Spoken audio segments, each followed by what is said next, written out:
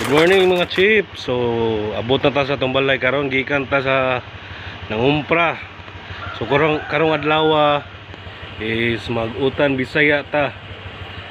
Kining utan Bisaya term ni sa kuan mga Cebuano. So mga chip, mao ni ako mga kinumpra mga chip.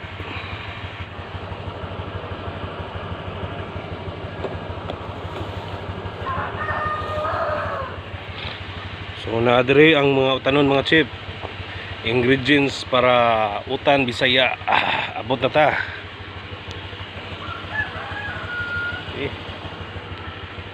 Okay. Bye-bye mga chip. 10 minutes later. Hello mga chip. So mananatog andam ang mga ingredients sa utan Bisaya. So kining utan Bisaya is tinunuan nga utan Bisaya. So akong ipakita ninyo ang mga ingredients. Mao ni ang mga ingredients mga chip. So kinahanglan ta og kamunggay, alugbati, sari-sari. So nadire utan kuan, kalabasa, butig, talong ug okra.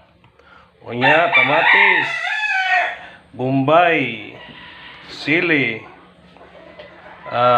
asin, bitsin, unya kinagod nga lubi para mulami ni atong utan mga chip.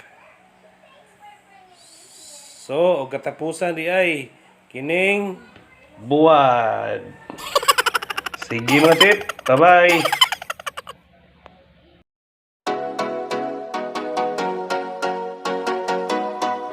Kaya mga chip, ibuka lang mga chip. So ato nang tanawon kung lata na ba ning kalabasa o puti.